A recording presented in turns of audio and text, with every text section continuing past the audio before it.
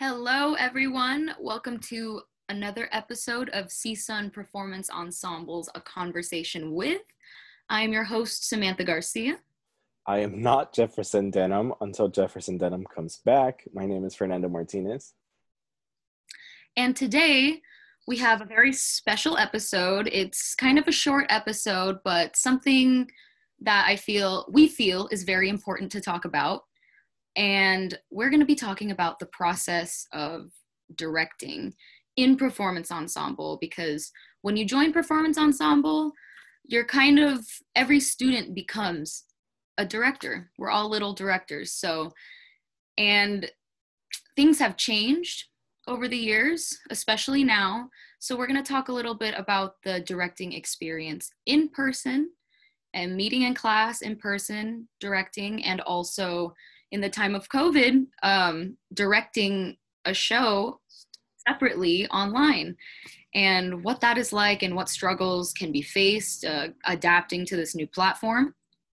So we want to kick it off by starting with our own experience directing in person. So I wanted to ask you, Fernando, what was your experience like in the show Breach, directing your own piece that it involved every single one of us, but it was still a solo performance poetry piece. But what was that experience like, rounding up the troops and directing us on that? Yeah. Okay. So what's funny? I wanted to talk to you about this before, but um, so it's just because we don't really talk about Breach all that much, right? And so it's fun to get to talk about it now for a little bit. Um, I think that there was a lot happening with that show that's important to me directing it, because I don't know if you recall this. I feel like that semester is when we jumped from 9 people to like 20 something. Yes. So we tripled in size, almost tripled in size. And it was just really chaotic. Like, there was just a lot of ideas flying around. There was a lot of people. We were on our last semester ready to graduate, and everything was just like hectic with that too. Um, and uh, the directing process for me is always really difficult, because I am not good with directing my own piece, right? Never have, and I don't think I ever will be. I'd say that I'm pretty like average when it comes to directing other people's pieces. I think I'm really good at like talking ideas and having them not like it so that they can form their own ideas. And that always happens, and it works out, right? Like, I always give an idea, it usually sucks. Or maybe it's not the greatest, but it gives them the inspiration to do something. But anyway, so like the time was hectic. We weren't able to perform on stage. As you recall, we had to perform in the breezeway, or the hallway of the building of communication studies. And I had this piece about these like experiences that I had that were close to death, right? Or where I got to experience death or almost death in some certain way. And in three particular times in my life, right? And to me, I don't know if I've said this, but a lot of the work that I do is always like following that rule of three, right? So like, whenever I write something, it's always three stanzas. If I do something, I want it set on stage in three different locations. So that's just sort of the basic idea that I always, or format that I always follow. But having to do that in a hallway where everything looks exactly the same is kind of difficult to do. And so the process for me, I think, was, after writing it, I didn't imagine it being on stage, right? Like, I don't write with the stage in mind. And I know that some people do. I don't do that because I'm not capable of doing it, or at least I feel like I'm not. For me, the directing process is more about giving away my power, I guess, in that situation, and giving it to other people. I think it's about trusting other people to do it for me. I know that not everybody works that way, but for me, it's stripping myself of that, right, and giving it to other people.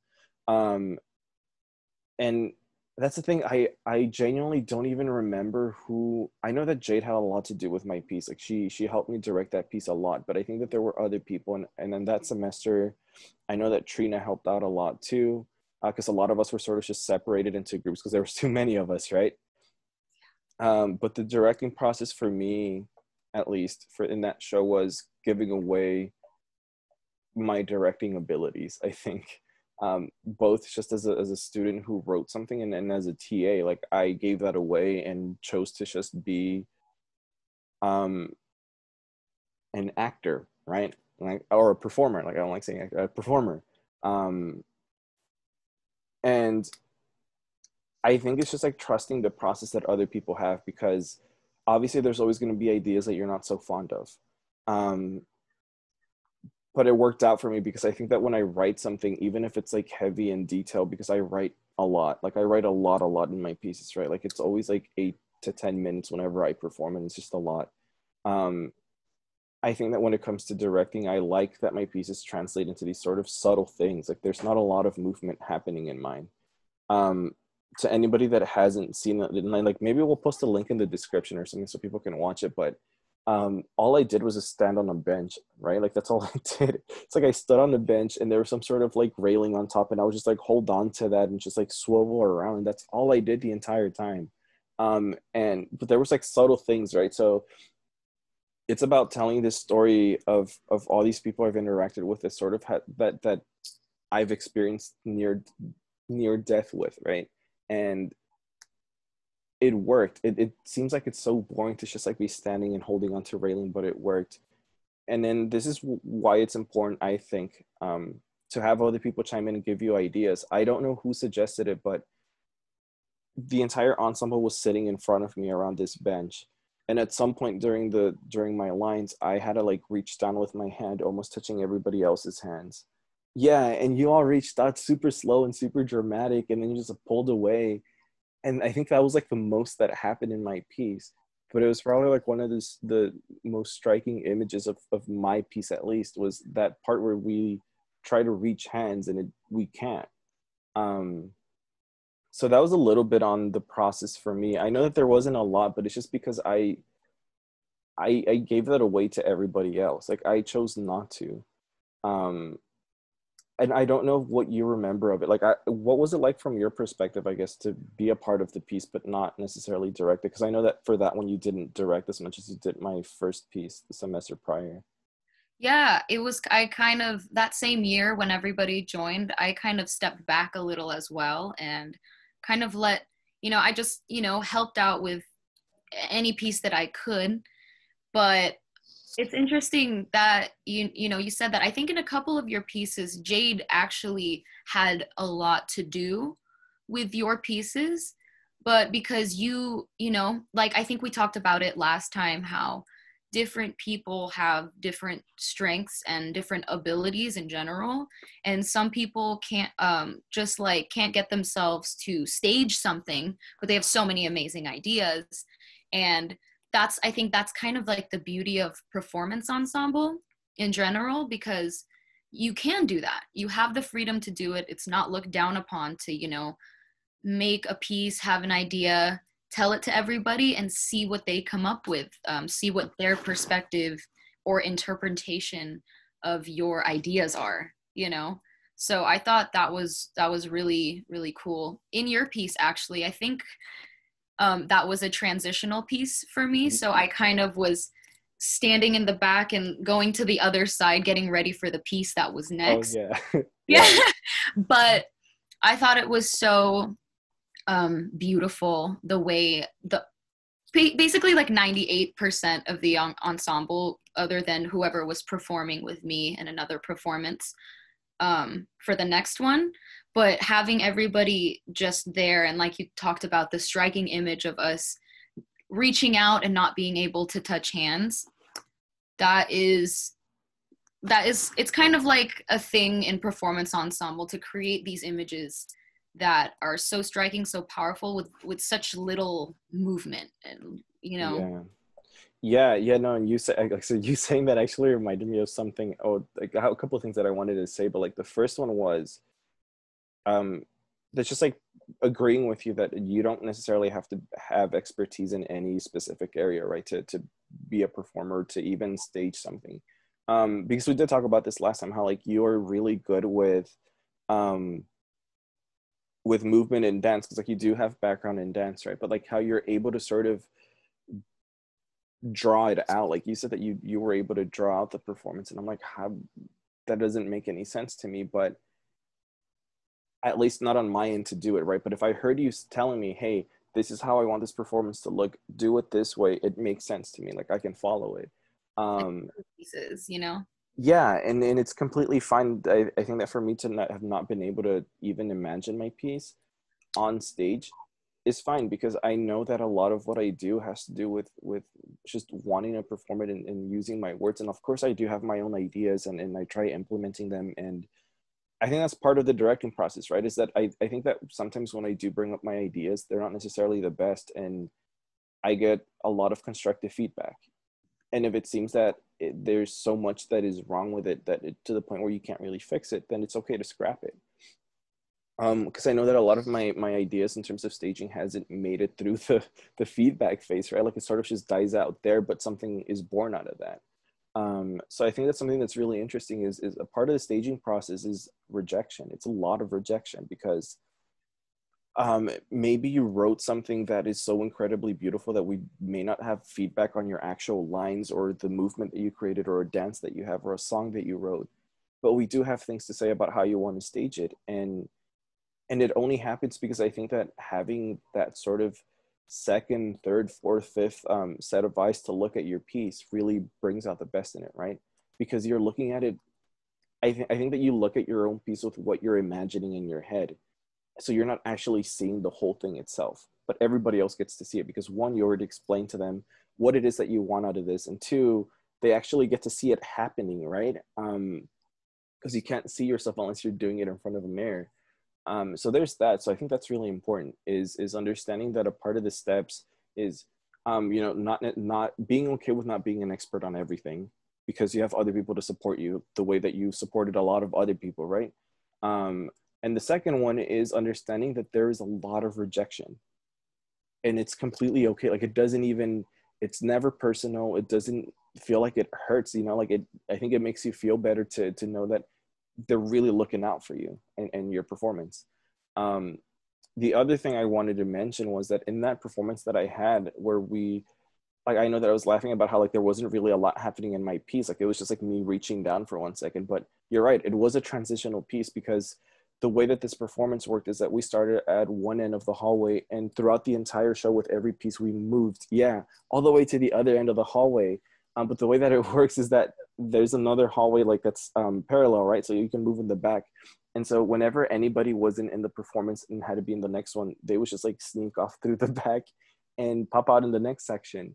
Um, but what's really cool is that I don't know if this was Jade's idea, but I think everybody did that thing of like stepping out of that performance, just standing up and like pointing over so that people know that they have to go to the next spot, right? Because it was interactive, where the audience members had to walk through the piece with us. But just doing that thing of like reaching out your arm and just like looking, staring blankly, and just like pointing your finger, but not with so much intention, right? So it's just like look like that was very powerful for me. Um, when I was doing it, I didn't feel it because I was just super nervous. And it was really funny because like I just remember seeing everybody staring at me, like watching the. I remember Jefferson being in the back because he's like 10 feet tall, just staring at the performance. I remember your mom was there. I think I remember seeing your mom there, and I'm like, oh man, I can't like really do anything. So I was just freaking out. I was like, I'm just gonna like stare blankly, and I was just like feeling myself sweating and my heart beating super fast. And but when I look back on the video, it's very powerful. It's just how we point, not just me, everybody else too, right? Like the way that we point, and it doesn't look intentional, but it's so intentional at the same time. Um, and I think that goes back to the directing process or the staging process, because it's those little tiny details that really make up something, right? And I never came up with that. That was somebody else. And I was able to adapt that into my piece the same way that other people were able to adapt it into their own. But yeah, it's the feedback that I think is so important in the staging process. And I think I wanted to ask you about that, because for that show, I know that you were sort of stepping back in terms of performing like your own personal things, but you were in a lot of people's performances, right? Um, how was it? Like, did you find yourself taking this sort of, um, I don't know, like this role where you were giving a lot of feedback to people? Kind of, yes. And, in tandem with that and what you're saying about like the pointing and all that creativity, because, I just kind of buzzed around to different people's pieces and try to offer my creativity and my structure, right? But I feel, how we were so limited in space that we were actually shocked that we didn't have a stage to perform on. We have a hallway. That's all we have. So we were so limited and kind of scared. But I think what you're talking about, those little details that were born, happened because of our limitations. And it was really cool. I guess since I think I stepped back, like getting back to your question, I think I was like standing back and kind of just offering different staging ideas because I don't think I felt confident not on a stage directing a piece since that's my thing. I'm so comfortable with the stage, so but I definitely felt like I was buzzing around, offering a lot of feedback. I helped choreograph a couple of pieces, but our limited space and our limited even time, I feel like we're always kind of on a little time crunch in performance ensemble. But that Yeah, really breeds the best, creativity. And what you said is actually a perfect segue into, talking about this new way of doing things, especially when it comes to directing. So we just talked about a limited space, right? A limited space that we had to be creative, and, out of it was born an amazing show filled with elements that were never included before. But now space is not only limited, it is absent. We now, since performance ensemble is the class, it's an online class, right? How does one, you know, reap benefits from a performance class if it is online? What do you think that, what are some struggles or challenges that you think students could face being online in performance ensemble, as opposed to meeting in person like we have for years? yeah. So that was such a perfect segue. Um, yeah, okay, so I think I'm just gonna preface this by saying that my answers come from the way that I'm gonna respond just comes from a way of being present as these things were happening, but not performing myself, right? Because for anybody that's watching, um, obviously um, with the rise of COVID and all that, right, becoming such a boom, with the rise of a pandemic on a global scale. Obviously, during the spring of 2020, we at CSUN had to go into um, lockdown, basically, right? So everything transitioned online, and that included performance ensemble. And the performance ensemble decided not to cancel their show. They decided to do it. It's just they did it remotely. And so again, I was present for all that, but as just as an invited guest, because even though I had graduated, I was still still working at the university and all that, and still find myself involved with performance ensemble. Um, so again, it comes from that perspective, and next and maybe we'll get different perspectives next time, right? But so that's where mine comes from. And I think that the first thing that we have to talk about, I think, is the time crunch, right? Because I think every single thing changes, and that includes the time crunch. Because I think the one of the major aspects of performing in person, at least with PE, is that there's always that really annoying time crunch that we, for whatever reason, at the start of every semester, everybody's super pumped and like yeah, like we're gonna get this done so fast, it's gonna be so great. And here we are 3 weeks before showtime, and we're just trying to figure out the entire show, right?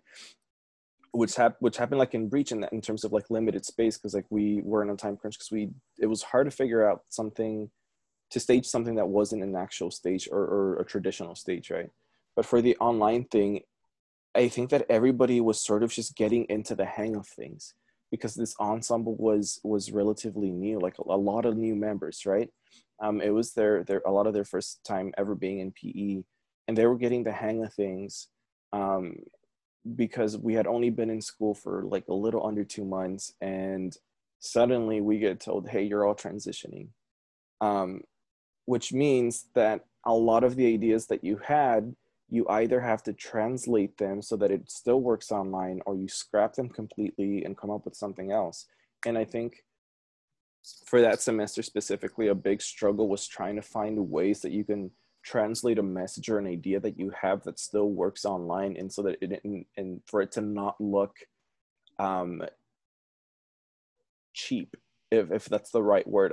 Maybe there's a better word to say, to use, but for it to not look cheap, right, or to look super cheesy, or to seem very over the top, because it's easy for those things to happen when you're performing in front of for a camera, because it's completely different, right? Performing on stage for people that are in the seats or on the seats is different than performing in front of a camera, knowing that maybe triple the amount of people are going to watch it, or maybe less people are going to watch it, because you don't necessarily know who you're performing for. At least you get to see faces, right?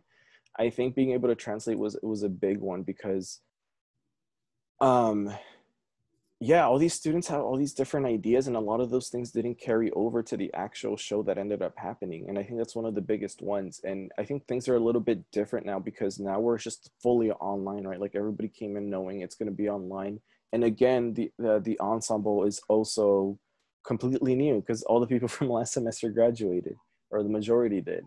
And what I'm witnessing now, I think that the hardest part is always going to, now the hardest part to me, um, is communication. And I'll explain a little bit, because that sounds bad, right? It's no longer about translating ideas, because they know that everything's going to be online. So every idea they come up with, the internet comes in mind, right? It's contextualized with the internet, because it's going to be on YouTube. That's how they're going to perform.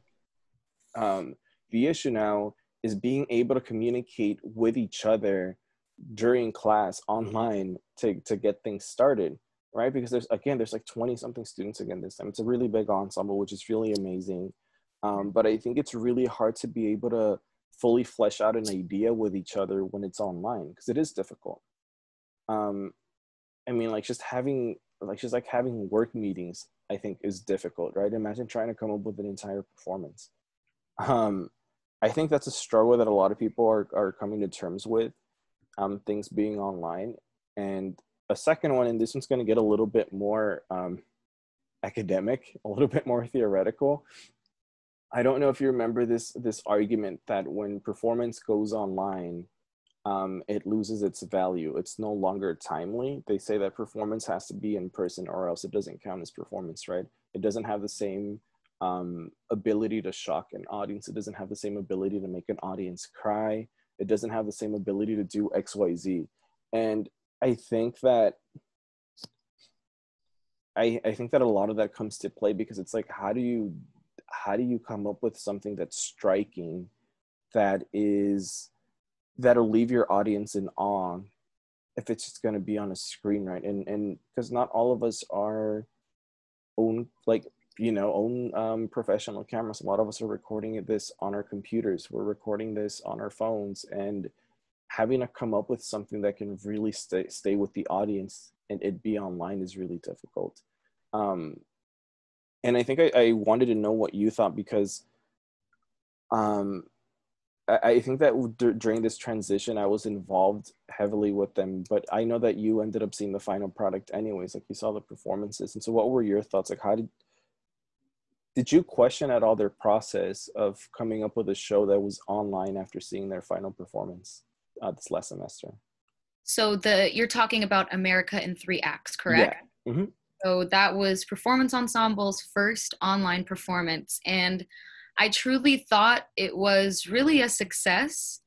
And with the argument that you're talking about, it was probably a theorist from a time where technology wasn't where it is today, right? Like, how can Hmm. you impact someone if there's no, visceral human connection right there?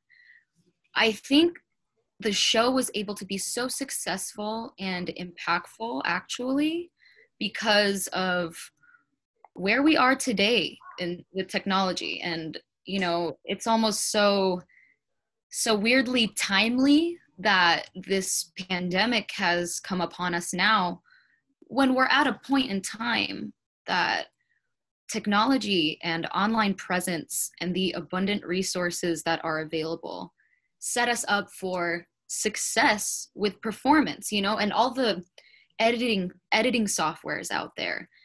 Not going to say it's not a learning curve, because we've been living in a time, I feel like this almost just really pushes us forward even faster into the resources that we already have, and I feel like there's so much creative freedom and so much um, complexities that are able to be translated online.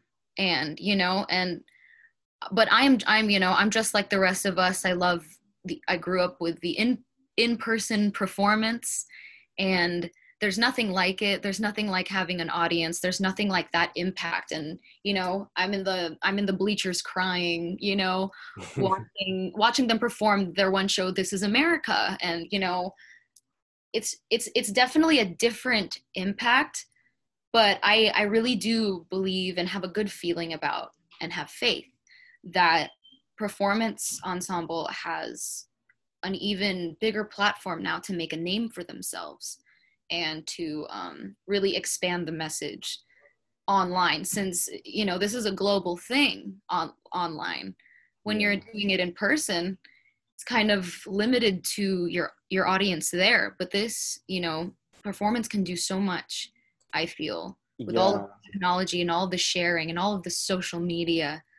We can really thrive, I feel. Yeah, I actually have, and so I just want to talk a little bit about why I brought that, that sort of like theoretical assertion that because No. something is online, and I'm bringing it up because no, it's because you said something interesting. It's like I'm bringing it up, like the reason why I brought it up is because it's true. It's like I feel like that was written in a time where technology wasn't where it's at today. Like even if it was present, even if technology was still advanced, because it was, right, at any given point whenever there's technology, it's advanced because it was the Mhm. most advanced thing at the time.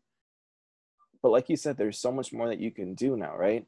um and I know for a fact that the there was that struggle of like, how do we, like you said, create something that's so visceral and have it be online and have the same sort of impact that something in person did. Because I am also somebody who, um I mean, I'm absolutely in love with performance, right? Like it has taken over my life. It's something that I willingly choose to be a part of, and want to continue to be a part of. And so for me to be able to see something in person, to be on in the seats as well, and cry over something and not be ashamed of it and all that, to me it's a part of the whole experience. Because even as an audience member, it's a whole different thing, right? And I think that when you're writing something and you know that you're writing and performing this in front of an audience in person in a tiny super hot room, it's a really like, you really connect. Like it's an experience like no other. But I think that a lot, you're right, a lot of that doesn't get lost. I think when you go online, I think that assertion that a lot of it gets lost is wrong, because you're still sorry, my loud neighbors. You still get a lot of that online. I think that with this last performance that happened online, there was a lot of pieces that I thought were incredible. And because I also watched it with the context of, hey, global pandemic, everybody had to go online, there's all these awful things happening in the world. And a lot of it too is politicized. And so there's all these things happening that people have to respond to and have to live with, and just like have to survive. Basically, we were all put on survival mode and trying to pass your classes, and people were trying to graduate that semester. And I think with all that being said, they created something that was visceral. All right. um I think the other part that you mentioned that was also true is um how far you can reach. It's like, I think on average we would get anywhere between, what, 50 to almost 100 audience members um, on any given night. And obviously, like with every night, it like fluctuates. So maybe a total of what, like 150 to maybe 250 audience members over the course of 3 days that we will perform in person, right? um, which isn't bad considering we do it on the weekends when nobody wants to be on school on the weekends, right? Because a lot of our audience members were college students. um, with this last show, the way that it happened is that PE was decided to keep the routine go, to keep the tradition going of doing it 3 nights, and they did it in such a smart way where the show was broken up into 3 parts, and each one led to the other, right? So like even if you miss one, it still makes sense because you could always go back. And this allowed, for example, so the PE social media to sort of become a thing. Like this YouTube channel wasn't, like wasn't where it's at now before. And so like when we published it, I think we reached over 700 audience members over the course of 3 nights, and that is insane. Like we would have never done that, right? And these students created something that people just like across the country and even across the globe, because there were people from different countries who watched it. um it does affect it. Like there's new things to it, right? There's, I think, like you said, there's new complexities, and there's these little nuances that you sort of have to deal with now with the world being online, is that you also get to reach a wider audience. And maybe that gives you a lot of pressure because it's like, oh, now I'm performing for a possibly bigger audience. But with everything sort of settling in, the fact that like, yeah, everything's online now, like it's become the new normal, right?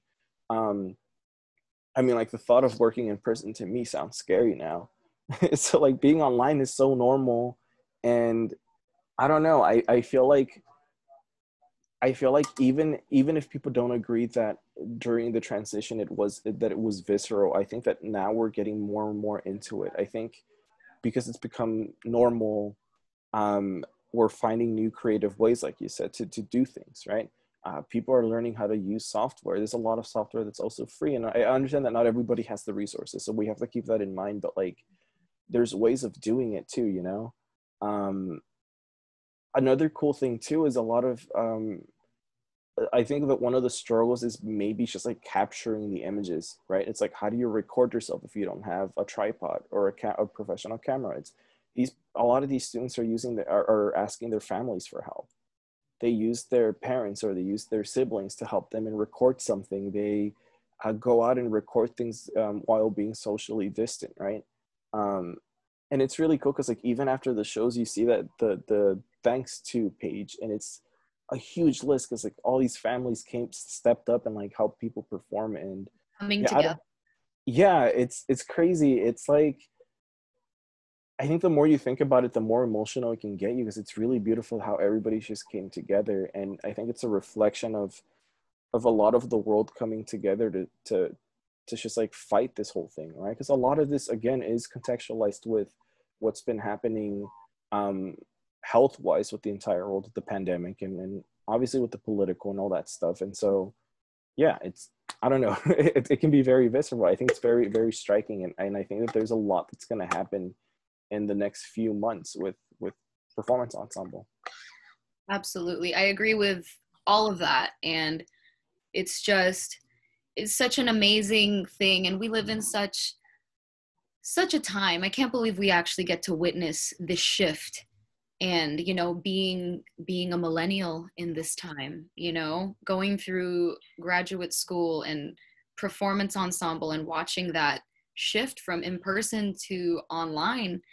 And I just really, I was really amazed by the online show because almost every factor was able to be emulated and um, replicated online, including the, you know, YouTube now has a, you can premiere something. You can have, there's like a Mhm. waiting room, you had the image, our show's going to be live in 5 minutes. Like that creates such a movie like experience, at least for me, you know, and you're excited for the next night and then the next night, and people aren't doing anything because it's a pandemic. So Yeah. they're ready to, you know, hop on and support this and hear the message. And it's just, it's really just, it's so amazing. It's bittersweet, but I think I think performance ensemble is on like an upward climb. with all of this. I think since there was already an online show, now they know how that works. I actually want to give a quick shout out and pay my respects to all the people that were in that semester of Mm-hmm. America in 3 Acts, and getting into performance ensemble, already maybe thinking of ideas for pieces, and then bam, having to reimagine their entire show with only a few weeks left because mid-semester school shut down, right? So just want to give just a really like round of applause to everybody that was in that show and Absolutely. successfully being able to pull out so much creativity and host a show, you know Yeah, and it's crazy. yeah, and I think that there's a lot of hope for everybody. And even if you're not in performance ensemble, if you're just somebody with a message and you want to share it, you have a platform, and I know not everybody has all the resources, but I feel like it's so abundant in the world. There's always a way. You can always find a way. If you seek it, you can find it. And that's really a beautiful thing.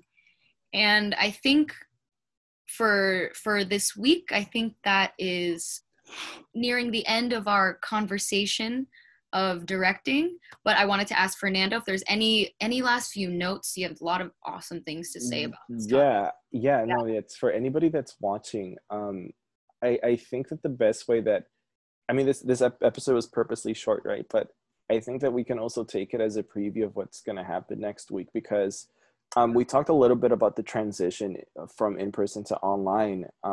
But next week, we're actually going to have somebody who's in performance ensemble for the very first time this semester, who is doing their performance knowingly that it's online, right? So it's going to be exciting, so that we're going to be able to talk to somebody who's experiencing all these things. Yeah, I think it's going to be wonderful because it's somebody that we don't necessarily know all that well. So we're going to be meeting somebody new who's experiencing all the intricacies of having to perform online and having to write for something that's online and having to direct their own piece. And yeah, so take this as a preview of what's to come for next week. So I think it's going to be really exciting to get to talk to our guest. Absolutely. I'm super excited for that. Super excited to talk about what processes they're going through now. And I can't wait. Can't wait to see who the mystery guest is going to be. And thank you all so much for joining us on CSUN Performance Ensembles, A Conversation With.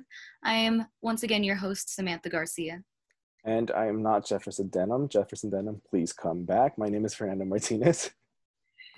Please.